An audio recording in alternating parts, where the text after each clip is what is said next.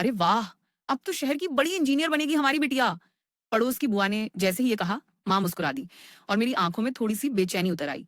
मैं थी रिद्धिमा, एक छोटे शहर की सीधी-सादी लड़की, जिसने हमेशा माँ की चप्पलों की खट-खट के बीच पढ़ाई की थी।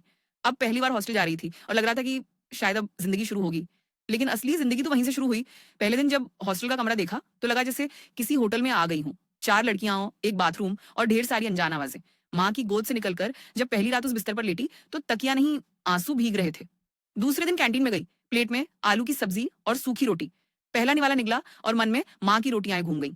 साथ बैठी प्रिया ने हंसते हुए कहा, दाल में नमक नहीं है, लेकिन गम में थोड़ा स्वाद आ जाएगा। और हम दोनों हंस पड़ी। वही हमारी पहली दोस्ती थी, नमकीन और थोड़ी सी कच्ची। दिन बीतने लगे और हॉस्टल घर बनता गया। हमने साथ हंसना सीखा, साथ रोना सीखा और सबसे जरूरी, खुद से प्यार करना सीखा।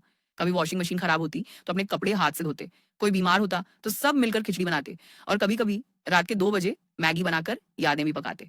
क्लास में टॉप करना था, लेकिन उससे बड़ा टारगेट था, हिम्मत ना हारना। एक बार पापा का फ़ोन आया, "खर्चा थोड़ा ज़्यादा हो गया है बेटा।" मैंने उसी दिन से छोटी-छोटी चीज़ें बचानी शुरू कर दी। कैंटीन की चाय छोड़ दी, बस से चलने लगी। और तब समझ आया, माँ-पापा का हर रुपया कैसे खून-पसीने से भीगा होता है।